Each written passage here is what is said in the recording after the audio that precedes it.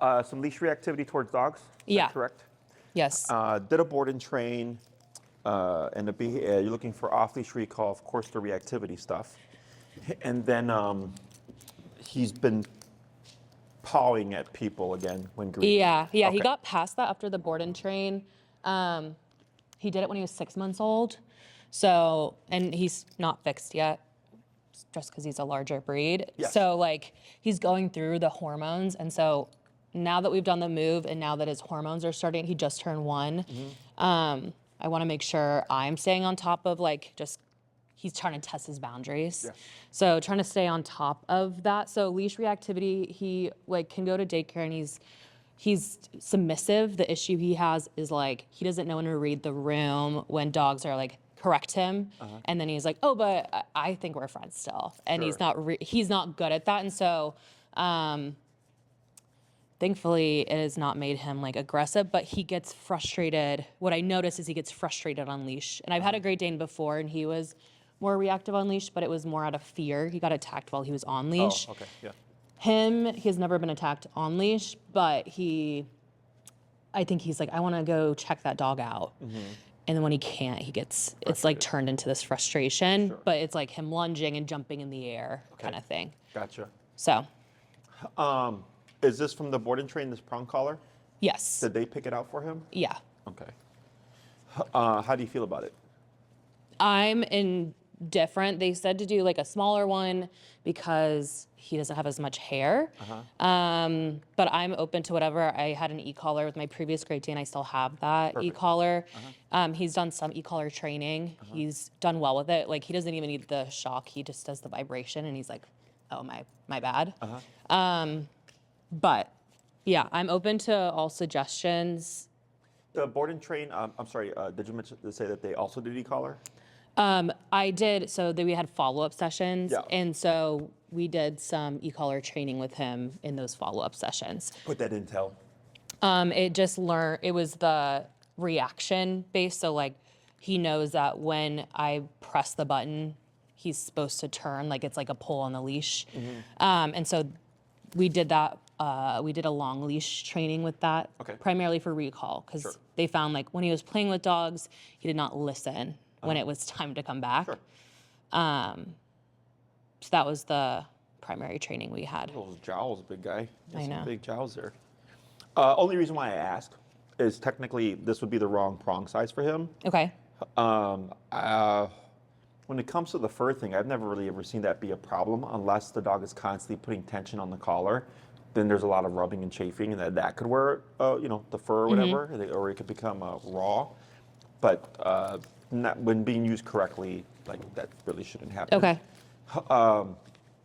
If you're doing remote collar, which I train purely through remote collar, that doesn't matter technically speaking at the end of the day. Yeah. It's just when I see this right away, I go, that's the wrong fit for the dog. It can make a difference. If he was a smaller dog, I'd okay, I can see where you can get away with that, but he's a considerable size, right? Yeah. He's definitely a 3mm kind of dog.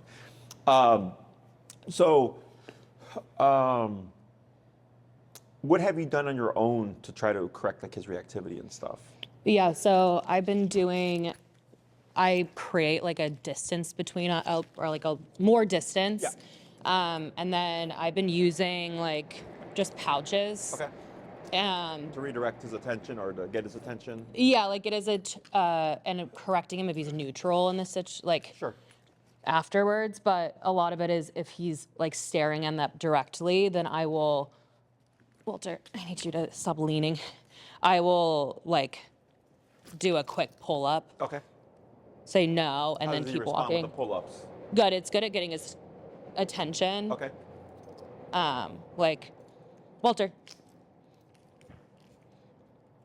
He's usually then will walk, continue. But if he's really, especially if the dog is staring at him or reacts, he has a hard time staying neutral in that situation. But it's also hit or miss. Sometimes he could care less. It's, I think, partly just anxiety, how excited he is during that time. Has he run around already? Does he care? Or is he more on alert? There's no rhyme or reason. There's no rhyme or reason of dog either. I also have a Chihuahua who's 10. thankfully, she doesn't like other dogs, but he does not. Like, she'll bark.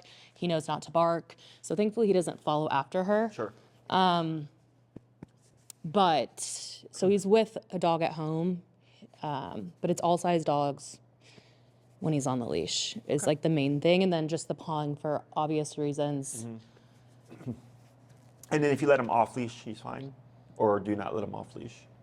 He is off, he's fine off, he goes to daycare. Yeah.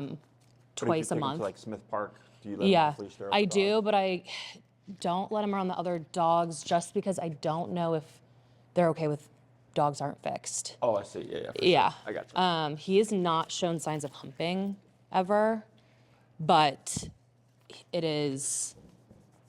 I obviously don't know what the dog's reaction would be, and I don't want to find out. He just turned 1. Just one. Okay. Yeah. Are you planning to neuter in the future? Yes. Okay. Yeah. Because I think with Danes, it's what, 2 years or something like that? Yeah, like, I got mine fixed at 1.5 years with my other one. We'll just see how good the other one though, like marked everywhere and like was a big humper. Okay. So kind of see how his behavior is if like I can't more so deal with it living in a big city. But Sure.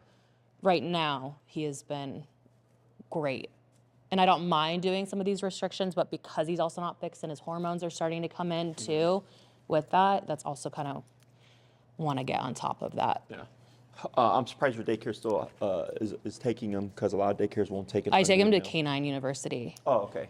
and they just said like a slow intro. Gotcha. Anything else I should know about Walter? No, he loves all people, has no issue with any people. I like the sweater. It's funny. Yeah, it's crazy to find a sweater this big. Those are the big things. Just mainly like neutral reactions is what I'm looking for primarily. Okay. And then how'd you find us? I was looking online for trainers, and I saw you guys are near me. Sure. And a lot of the approaches you do are similar to the board and train I did. Like he knows how to do the place on a cot. Okay. He knows how to do whoa. He's learned heel. And like the heel now he's starting to get looser on. And so I also want to make sure I'm doing everything correctly to communicate to him. He knows how to stay. And The basics, like the he's learned all the basics. And Okay. so she had like a separate garage space where she would train 3 dogs at a time. Sure. How many follow-ups did you do? We had 3-hour-long follow-ups, and then I nice. was moving. Yeah. That's good. You'd be surprised how many boarding trains, like I had people complete as many as 4 to 5, and they'll get like a half an hour, 1 hour follow-up, and like that's it for the boarding train. Yeah, that was a big thing I looked for. Yeah. Because it's only as good as I am. Yeah. And like me following through, and I was like, if I'm spending the money, I'm gonna Yes. make sure I'm 100%. doing it. So, And yeah, Are you looking for like a in-person or a boarding train type option? I'm open to whatever you think might be best Okay. for him. Yeah, I guess that'd be my take. So you have a few options. What makes this easy is the fact that you're like you've done this before. You had a previous Great Dane that was already e-collar trained. Most of what I do, it's like just getting the human comfortable with the e-collar. Okay. Yeah, Once I get a client like you, where it's like they've already done it before, and or they're like, I've already tried everything else, I'm ready for this, like blah blah blah. Like things are just so much easier. Okay. Plus, when it comes to the training approach, the biggest concern I always have is if it's human aggression, which you said he's completely fine. Yep. Because not all my staff are me. Yeah. You know, so sometimes I get dogs where it's I have to be here, I have to make sure I'm available. And even when it comes to human aggression, I will really heavily push the client into in-person because they need to know how to handle the dog. yeah, I already know how to do this kind of stuff, right? But for you, because it's just dog reactivity, you already have some kind of foundation, you do have options. The pros to an in-person would be you learn more because I'm training you to train your dog, right? So if the issue is reactivity, I'm training you to help to learn how to address the reactivity. The con is it just takes longer. Yeah. Because it's an hour a week, once a week. It's usually back to back. So then if something comes up, there might be a little bit of a delay. But other than that, that's really the only con. okay, For a board and train, The pros are we get things done in a much shorter time, right? As trainers are paying us to train the dog, so obviously we're dedicating a lot of time to it. So I like to explain to people that 3 weeks of their time is like 1 week is 1 week of our time. Also, I get more stuff done in a shorter even in a 1 week. The dog walks away with sit, stay down, come play, heel, which as for a if you did a 3 week program, all you're learning is walking on a leash and recall because I'm teaching you to teach your dog. Yeah. So it's we don't cover as much. With the reactivity stuff, the only drawback to a board and train then would be, or one of the drawbacks to a board and train would be, we may not see anything here. I had this happen recently. I had 2 dogs in the same household that came here for board and train, and neither of them was reactive. And we tried to force the behavior so I could, show the client everything. Dog didn't do a thing. So now they're having to do it on their own, but that's why we also have the follow-ups. With the board and trains, I go, it's not a big deal. If we see the reactivity once they leave, not a problem. We'll book a follow-up. We'll get it addressed in a one-on-one session, Let me think here. The other thing is, with board and trains, the training is tied, of course, to the trainers, and then we have to then transfer that training to the owner. What's nice about remote collar is has the highest level of transference. Yeah. As long as you're doing everything correctly and you're pressing the number or the button at the correct number, everything should transfer right away. Is this annoying you? No, this is not annoying me, but he's. If you want him to stop, I can show you. Okay, but otherwise, I don't care. So really, this just comes down to personal preference. Okay. So the reactivity stuff, I agree. It sounds like frustration. No, it's not a toy. And then with your previous dog, I agree. It was most likely out of some kind of fear because of the attack. It creates distrust, and now like every dog is an enemy. All that stuff is stuff that I've seen in the past. Typically with frustration-based dogs, like they're capable of being social, like in the daycare setting or like in an off-leash setting, because a daycare setting is a community setting. It's like for you give him something to protect also. Right. That's the biggest thing is like my other dog too. It was me and the nervousness that I was transferring. So with him, I was trying to do like a lot of work around not me being nervous and being more worried around dogs to like make him anxious. But the good thing at least is that he's been attacked before. Off-leash, by an off-leash dog? Yeah, by an off-leash, but not on-leash, just once, and it wasn't nothing. He like acted like everything was fine after. Okay. And he hasn't shown, it didn't increase his reactivity or decrease it at all. Was it just like a little skirmish or? Yeah, it was like a dog correcting him. Okay. And him not listening. Okay. Like him putting him on the ground. But that's just part of having dogs off leash and that kind of stuff. So, yeah. So when it comes to like if we did an in-person, the first thing that we'd have to cover or review is heel. Okay, so heel is the baseline for addressing any kind of negative behavior we're dealing with. Leash pulling and leash reactivity are the 2 most common things that I deal with as a dog trainer, and heel helps address both those problems. Okay, when it comes to conditioning with e-collar, it's in my opinion one of the best ways to teach a dog how the e-collar works, because most people walk their dogs 3 times a day, 7 days a week in the city of Chicago. Yeah. Unless you happen to have access to like a park across the street or like a yard or something. Yeah. Almost everybody walks their dogs 3 times a day. So it's 3 times a day, 7 days a week that we get to practice this healing exercise, which helps them learn how the e-collar works, how it turns on and how it turns off. Yeah. Always the baseline. Once he's got a good foundation, which typically just takes about a week, then we come back class 2, you give me feedback, right? And you can say his reactivity is 50% better, 80% better, 10% better, 0% better, right? Whatever it is that you tell me then tells me what I need to do for that second class. You make some tweaks to the collar or to the settings. We review the second half of heel because it's a 2-part exercise, and then I tell you rinse and repeat, okay? Come back a week later, you give me more feedback. Reactivity and frustration-based type of cases almost always gets addressed that way. Okay. Very rarely will I have to dedicate a class to, okay, now we have to really focus on the reactivity because it's such a problem. Usually those cases they're like legitimately like reactive dog aggression type cases, but whenever it's frustration type stuff, it usually goes away within the first couple of classes. Okay. Part of the frustration is if there's like a lot of leash pulling triggers opposition reflex. Are you familiar with this term? It's a fancy word. All it means is when a dog feels tension, they want to go against it, right? So you have a prong collar, which helps you. But like, let's say you had him on, especially a harness, but like your flat collar. Yeah. And he was pulling, and you pulled back. Pulling back tells him to pull forward, okay?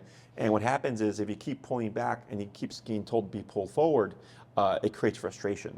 And then that frustration starts to go outwards, right? If he sees a dog or if he sees a person, and this is how people unintentionally create reactive dogs. In protection training, where we train a dog to actively be aggressive on command, right? That's exactly what we do. We put a harness on a dog, we clip the leash to the harness, we have the handler holding the leash, and we have a person who's antagonizing the dog. The handler is pulling back on the leash to put tension on the harness to trigger opposition reflex, while the other person is kind of coming in, kind of teasing the dog, right? Try to make the dog suspicious until eventually we get growling, or we might even get lunging, and we continue to pull back to create the frustration of let me at the thing. Yeah. And then we reward by, of course, letting go of the leash. So a lot of people unintentionally are training their dogs to be protection dogs, right? Because anytime they see another dog, they pull their dog back, which then creates frustration over the course of time. So I get a lot of clients that go, my puppy was very social when they were puppies, and then over the course of time, they were increasingly aggressive, and they were walking the puppy on a harness, and over time, it just became worse and worse and worse. Yeah. So that's a very common thing that I come across with reactivity. So once we get the main problem down, and you're feeling good, you go, hey, reactivity is good. I'm not worried about it. I walk with him. We can walk past dogs and stuff. Yeah. It's not an issue anymore. I'll go, great. Now we can move on to the other thing. Because there's no point in, like, for example, this morning I have a client. They had to take a big break because the dog tore one Achilles and then tore another Achilles. So it's like a whole year later that I'm seeing them. Wow. So obviously they regressed in the training because the dog was injured. They had a third class last week. We had some reactivity questions, made some tweaks, worked on place. They came back today, and they're still struggling with reactivity.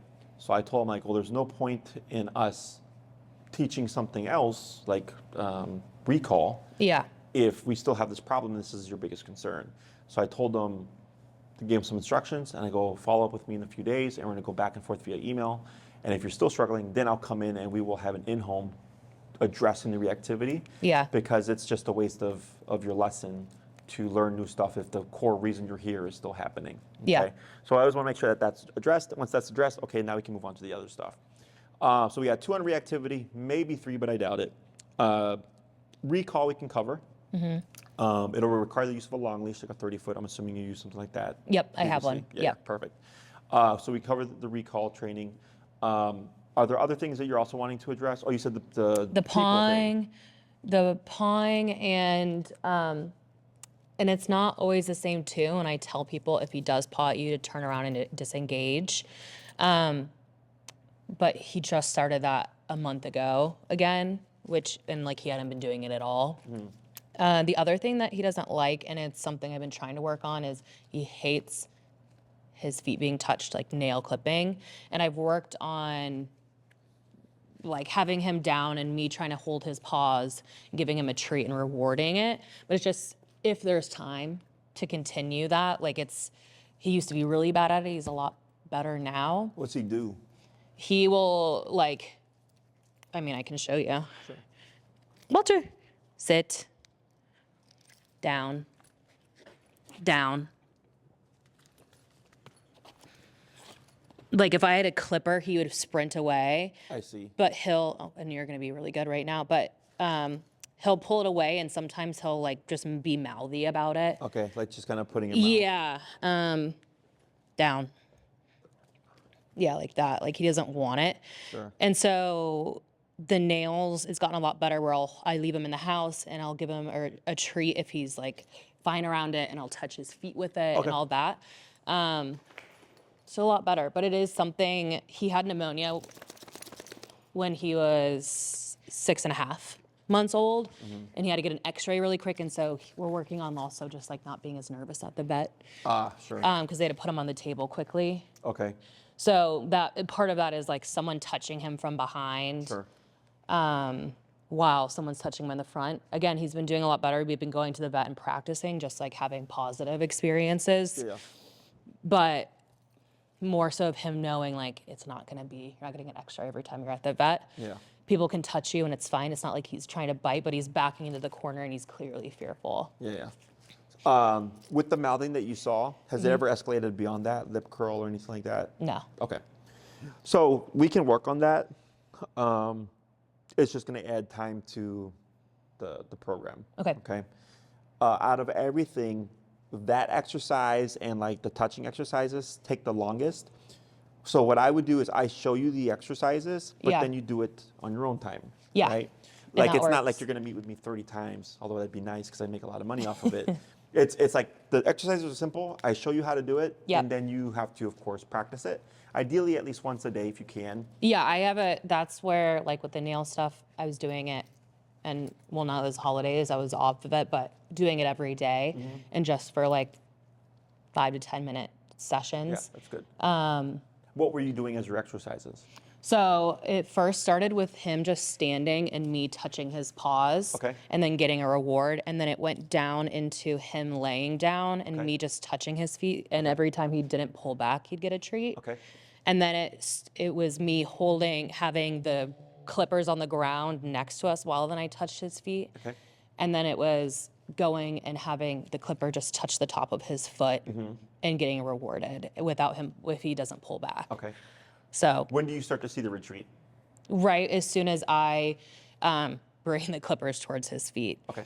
And then he knows, like we worked on, he needs to stay down. He doesn't get rewarded if he gets up Okay. from that point. Gotcha. And he needs to go back down and then work on like we're not clipping at this point. We're just trying to not be so freaked out about the clippers. Yes.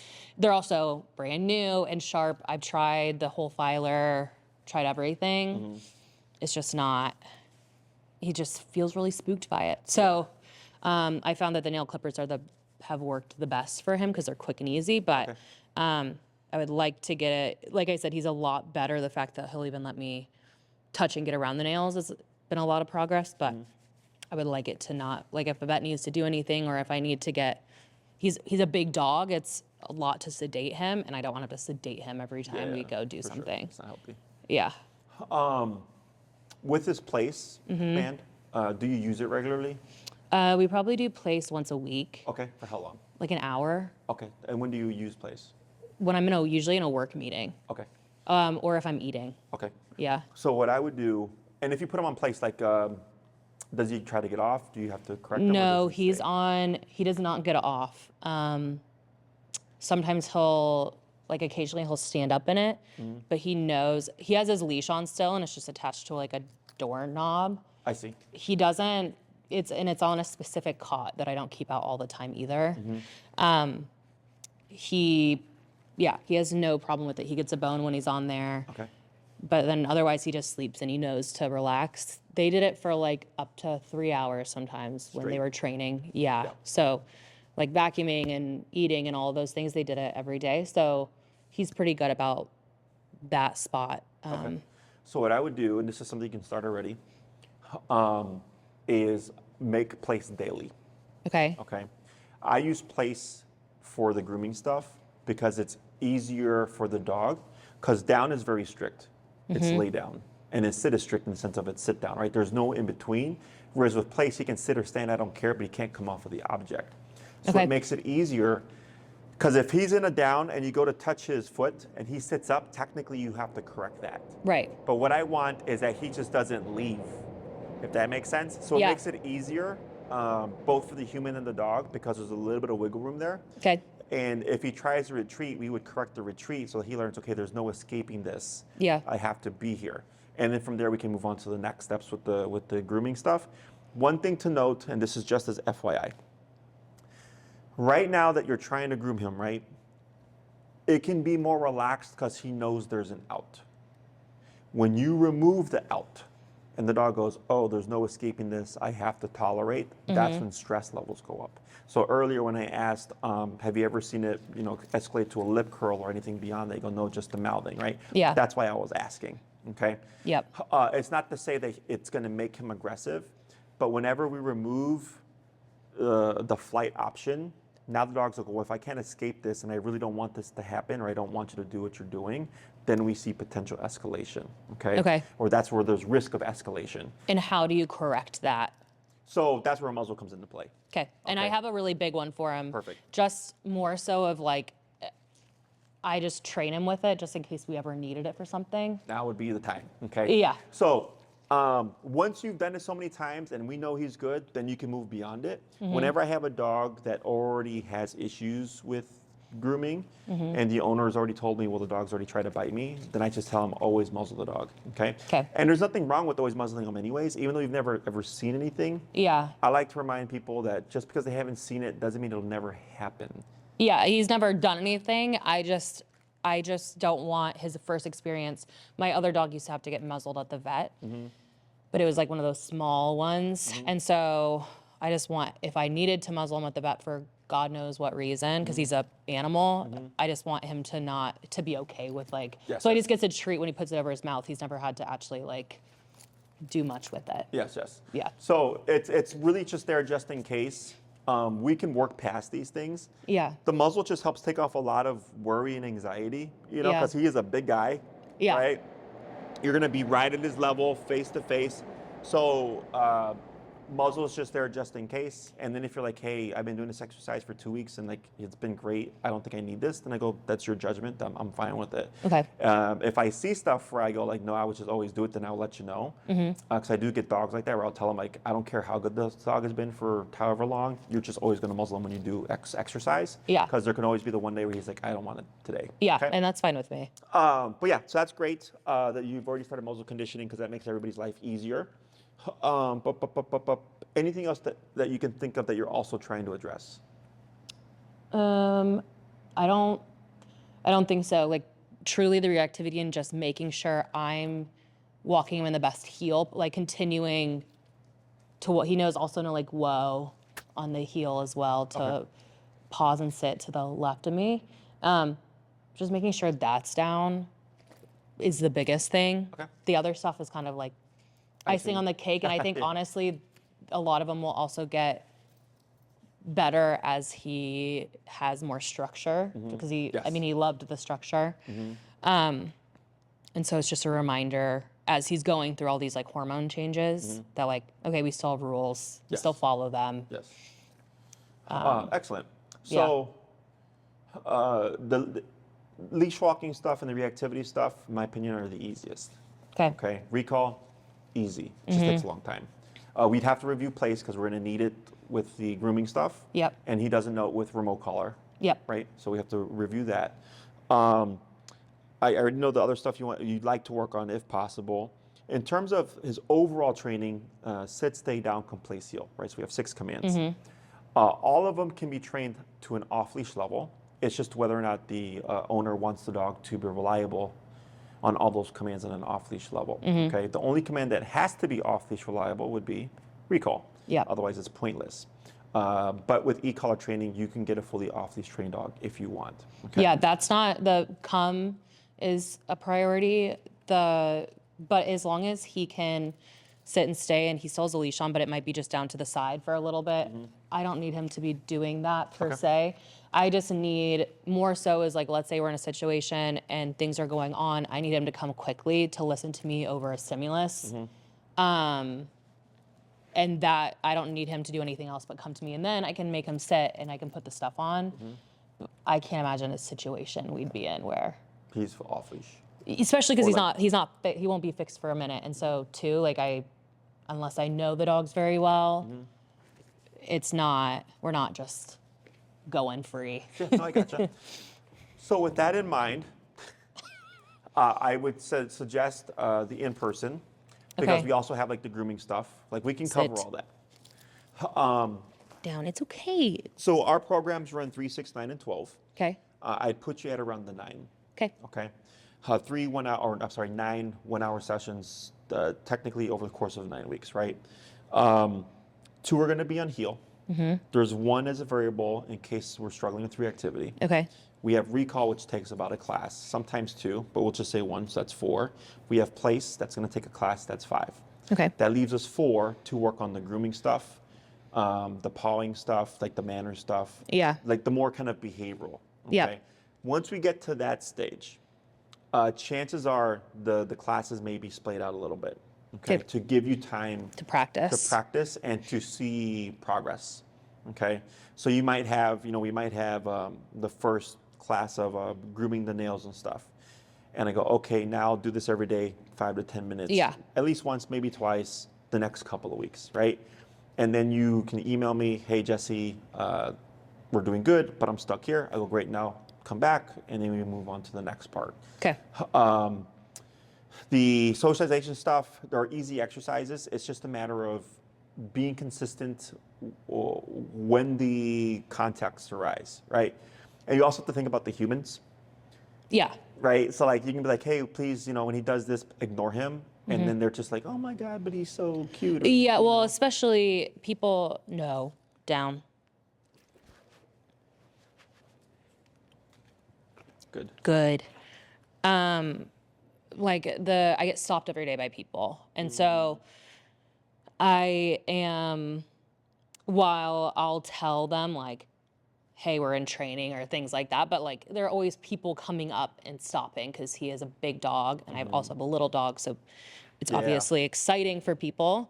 And so that is something too where I think some of the pawing has started of like people coming, like we're in a big city, sidewalks are smaller, and so if he's like trying to get their attention because he's so used to people stopping and touching him. Do you ever use your prong to correct him for that? Yes. And how does he respond? He stops, but then he'll forget. Sure. Like he's like a little goldfish. The thing is, he's not very bright, which is good because he doesn't think he can outsmart it, but he doesn't have down. He doesn't have the best memory. It has to be repetition for him. Yeah. So e-collar helps out a lot. So the problem with prong collar, like you can see right now how down. He wants to get up and move, right? And you're doing a good job of like reinforcing. But that consequence isn't enough to deter the future decisions. Yeah. Right? So that's like the density that you're that you're kind of referring to, or like the goldfish memory. Yeah. Is no. Down. prong collar is a great tool. Stay. But it has a cap in terms of severity of consequence. Whereas with remote collar, we can go way above what a prong collar can deliver, right? So that's going to help balance things out a lot more too. So like for us, like if we down a dog, the dog's going to down in that break for 2 hours or an hour or whatever, however the length of time is that I need the dog to hold still for. We're going to do it. It's just a matter of what intensity on the collar does that particular dog need to incentivize them not to make that mistake in the future. So that's all stuff that we figure out as we go along with the training. For your previous e-collar, do you know the make and model? Yeah, I brought it just in case. It's just the e-trainer, like the classic. Okay. I gotcha. When you used it on this guy, what was his number? So we didn't even have to get to a number, it's just the tremble. Okay. But it's like around like an 11. Okay. 11, 12. Okay. So I don't use vibrate. Okay. Because vibration is a neutral. Okay. Yes, it can like get the dog's attention. In some cases, dogs will react worse to the stim than they do the vibration more than they do the stim. Because it's just a flat vibration. There's no intensity setting. Yeah. But eventually, if we're always using the vibration, the dog goes, oh, it's just a vibration. There's no negative to it. Yeah. Right? Whereas with the stim, there is a negative because it's uncomfortable. It's a muscle stimulator. Okay. Right? Every dog's number is different. Size, temperament, breed, age, none of that stuff matters. I could have a 145-pound Rottweiler who's at a 20, and I could have another 145-pound Rottweiler who's like an 85. Yeah.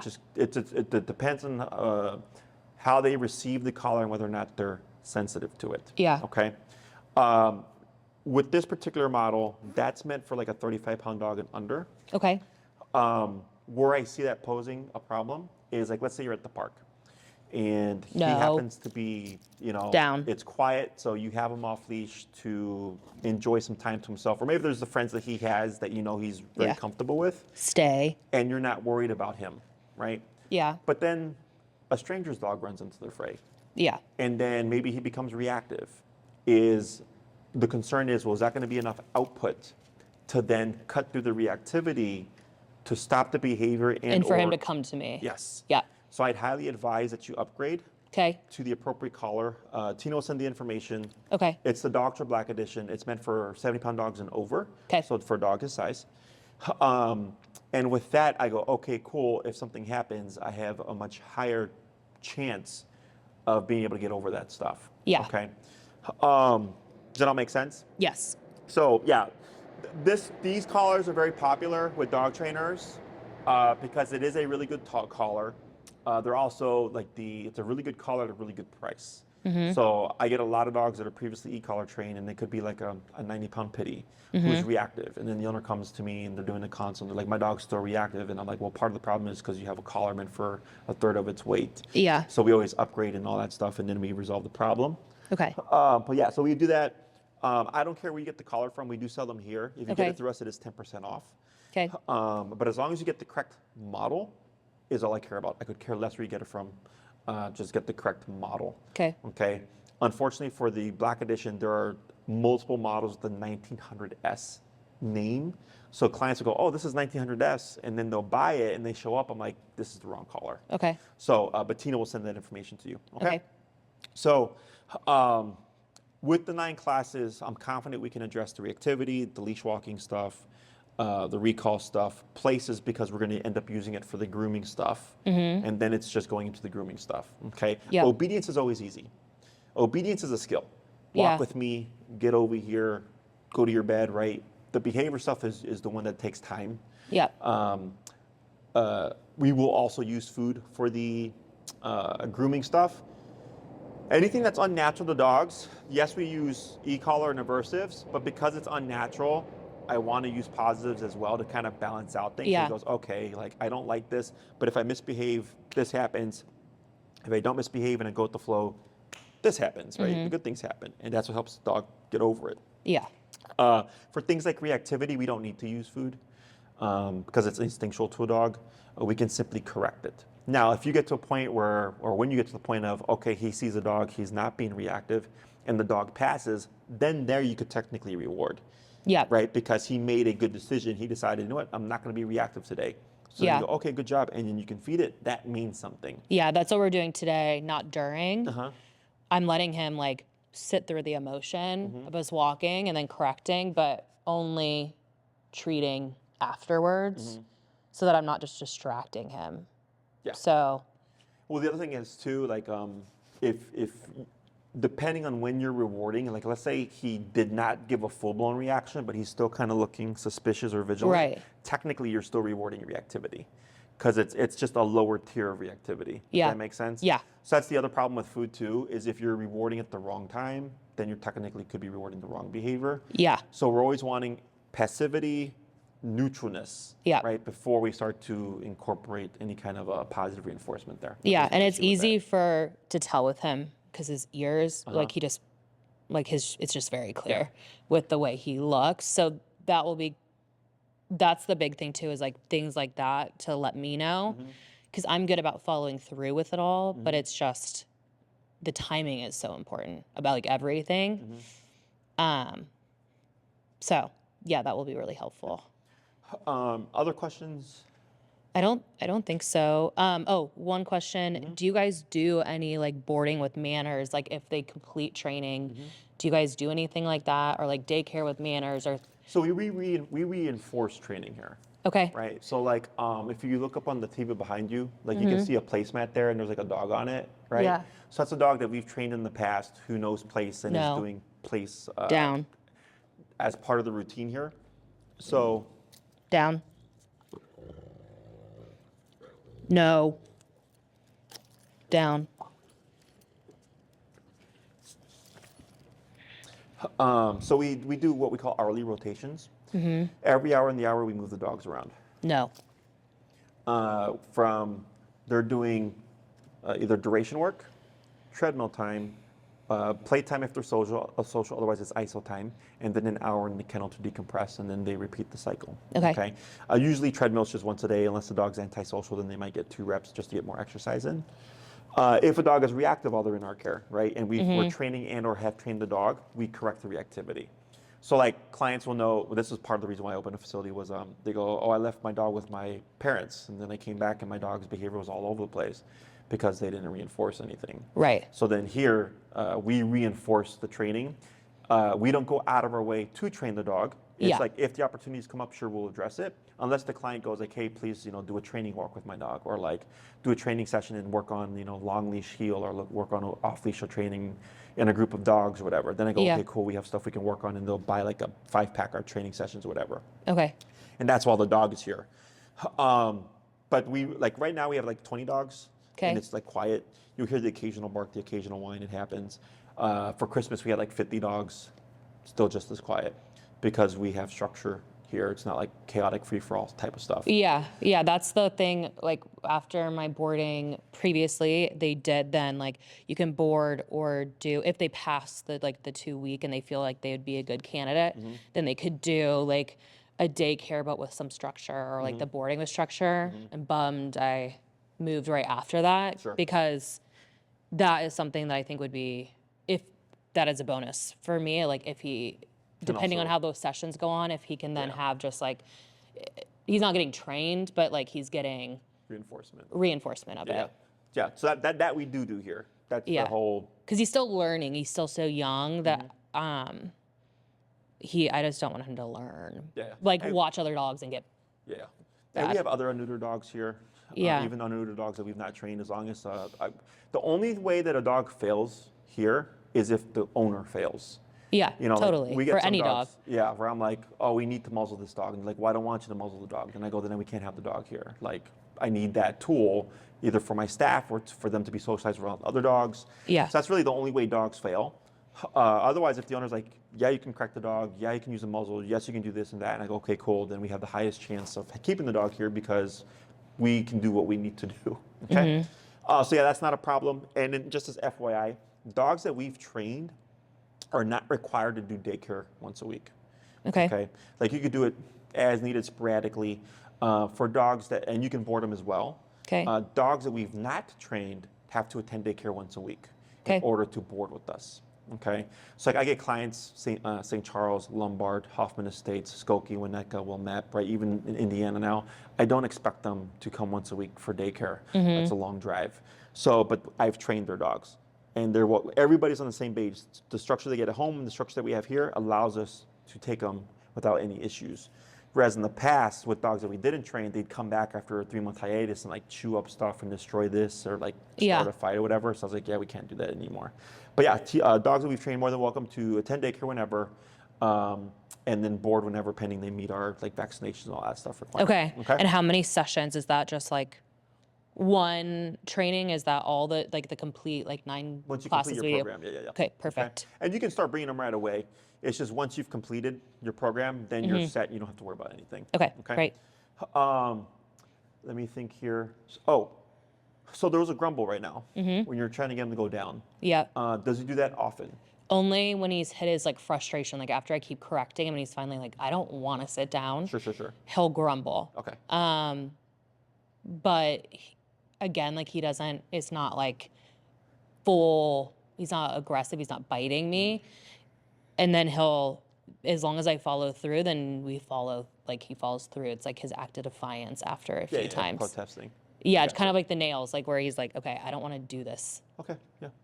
Only reason why I ask is, again, once we remove the you can't escape this and you have to do this, that's the only thing. So I'm just getting more information on that. Oh, yeah, totally. Yeah. Well, and that could turn, like, if he gets stuck, like, who knows? I've never done it before. Yeah. So definitely will be something we find out. Yeah. I always do things very slowly and cautiously. Yeah. So that ideally we don't see an escalation. Unfortunately, there are things like for example, I had a case of, I forgot what, they're like wiry dogs. They were just here. Irish Wolfhound? No, but they have a very similar coat. They're like a terrier they're like hunting type thing. dogs. Yeah, they're like hunting dogs. That the wife, so one of the dogs would redirect. and it was highly reactive. And they needed a high number to correct the behavior. But the issue that the wife had was that the dog would redirect, so it made her very anxious. So I told her, well, we need to use the muzzle then. But then she had a problem with using the muzzle, because then she's like, well, it makes the dog look aggressive, and I don't want to with the dogs. My dog's aggressive. I'm like, right, but we can't. In order to correct reactivity, we need this higher number. If we use the higher number, the dog's going to redirect.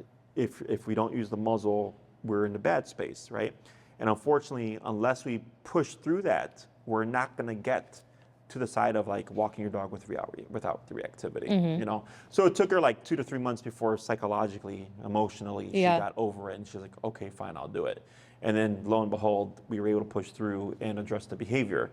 But it was just the human, you know, emotions and the insecurities, because she's like, I don't want to walk my dog and people see me with the muzzle on it. Yeah. I'm like, right. I'm like, but that's in your mind. I'm like, Yeah, I'm the exact opposite. I'm like, I see a lot of dogs that are aggressive, and they're like, the parent still allows them to go out and do their thing, where I'm like, eventually someone's gonna be like, you should put that dog down. Like, and you're putting him in a situation where he, like, his safety is making sure I'm keeping him safe, and I'm worried about him doing something to another dog. And but I'm not worried. I don't care what people think of it. He's a big dog. people are always surprised, like this bite right here. This is a Great Dane. People are always surprised because they're like, but they're gentle giants. I'm like, but doesn't mean they can't. But they're very bite. fearful dogs. You know? My other Great Dane was very, very fearful. He just was born that way, and he's very brave compared to other Great Danes I've met. Like, he's very curious. But that doesn't mean that he still isn't fearful of a lot of stuff, because It's normal to experience fear and nervousness and anxiety. It's just some dogs or humans are more inclined to certain behaviors. He seems to have a more aloof personality from what I've seen so far. And when you mentioned earlier where he was corrected and pinned down and he got up like nothing happened, like that's the aloofness, you know, which is good. Because any other dog, a lot of times, that interaction creates the reactivity. Okay. Any other questions? No, I have no other questions. So one thing to keep in mind is we are in the wintertime, right? So I train here during the wintertime. Okay. But that means for your training, like the heel training and stuff, of course, you'd be applying the training outside. Just something I like to remind people. I don't think that they realize, like, oh, yes, we're training in here, but then I have to do that training at home outside while it's cold.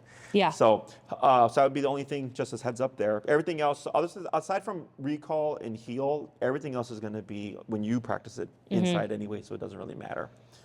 I can only take you as far as you're willing to go. Here's what I tell everybody. Let's say we do the nail trimming, we take away the flight response, and he is giving us his best. Muzzle, of course, allows us to push through all that stuff. But if you're like, no, I don't want to do this, then I go, well, I can't help you get to the other side, because it's once he learns I can do this behavior and you'll stop the thing I don't want you to do, well, he's just going to keep doing it. You know, once he learns, like, okay, I tried a thing that I thought would stop you and it didn't work, and I have to submit to this exercise, then we see the dog be complacent. So I have a client coming in. Just hold right there. Okay. I think they might be early here. Sit. Yeah, they're early. Hi. How you doing? Hi. I'm just wrapping up. Come on in. Don't have to be out there. You'll just be here to the side. Come here. That's okay. Yeah, just stand right there. Yeah. You're welcome. No. Come here. You can have a seat right there. There's a bench right there. No, come here. But yeah, that's a good example of like So stress shake. No, but that's his look of like, oh, I'm curious. I can see his little tail hackle up right there. Yeah. No. No. A little bit of spookiness. Okay. Sit. And what you can do here is slide your prong collar higher up to the top of his neck. That's funny. And you'll rotate it so your chain is at the top as opposed to the side. I'm trying to fix it.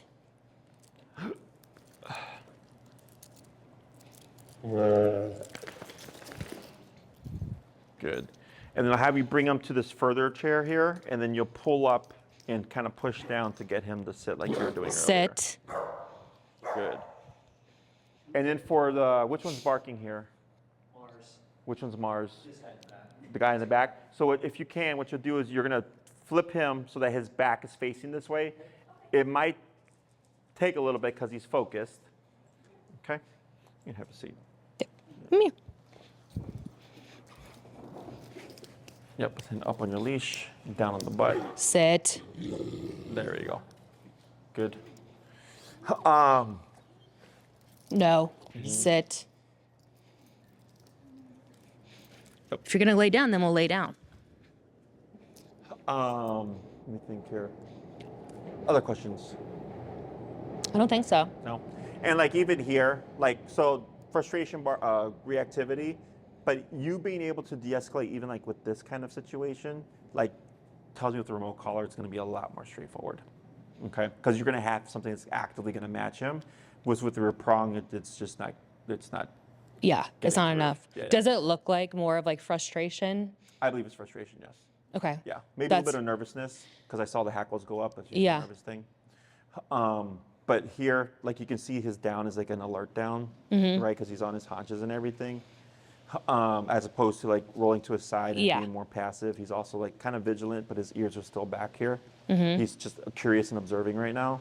So, but if it was like legit like reactivity, like I'd have to tell them to go in a different room or something because we can't have the conversation anymore. Yeah, yeah. That's Yeah. the I was guessing it was the like frustration because of the way he acted, and then he's like he wants to see them, and he's curious and he's upset that there's a barrier, but then it makes him fearful that I'm stopping him from doing it. Just because we see reactivity, like, doesn't mean the dog's aggressive, right? Because reactivity is a communication.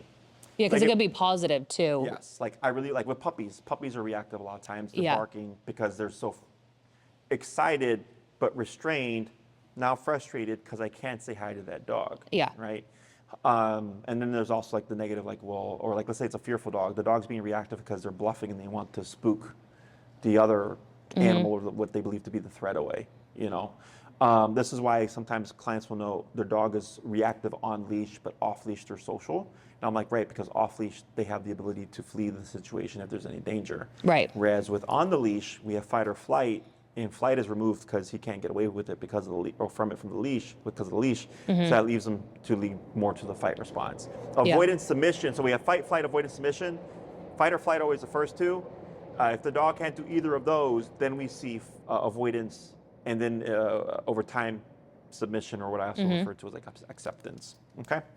Other questions? No other questions. So I recommend 9. Okay. You could do 6 if you wanted. We're not going to cover everything. Yeah. If you do 6 and then 3, it'll be more expensive because we don't prorate programs. Okay. Because technically you have to go through the whole booking process again. Okay. 9 is the minimum that I'd recommend. You could do 6 if you'd like, but 9 I know I can cover everything. And it's cheaper per class because you're like, I want 9 No. classes up front. Sit.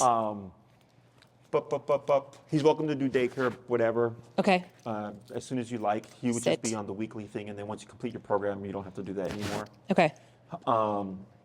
Any questions that you may have forgotten to ask me, you can ping Tina, Okay.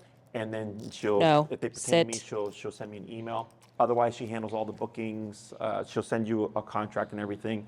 If you know that you'd like to do like daycare No. stuff in the future, Sit. you could let her know, and she can send you to our Ginger profile. And you don't have to like, you'd have the profile, but it has our contract in it. So you're not double signing the contract. Okay. It's, just the easier stuff for you. And then when you're ready in the future, you can always just then bring him because he's already filled out and all that Okay. stuff. No. Sit. So send you the information for the e-collar. And then if you want to expedite things, if you send her your schedule and you go, Okay. hey, Tina, I want X amount of classes. Here's my schedule, because that's what she's going to ask you for anyways. She'll cross-reference your calendar with my calendar, and it's typically the same time every week for a Sit. set number of weeks, okay? Okay. Like I said, towards the end of the program, I would expect that our classes are going to start to get spaced out to give you more time to work on things. Yeah. Um, Good. questions Stay. on any of that stuff? None of that. Do I sign up for anything here? Like, No. okay, Tina, cool. we do all that stuff online. Okay. So Tina will send you Sit. the information for it. Okay. Sit. For your prong collar, we'll see how this does once you start the remote collar stuff. I have a little bit of a bigger one too that The I 3 got. millimeter, probably. 'Cause Yeah. That's a 2.25. Yeah, it's still a Springer, but I might need help measuring it. Yeah, that's not a problem. I can Because do the that, too. the issue I run into is these no. The issues I run into are his wrinkles. Mm-hmm. It slides down, and so I can make it a little bit tighter. Yes. But then there's less like it still sneaks through. Yeah.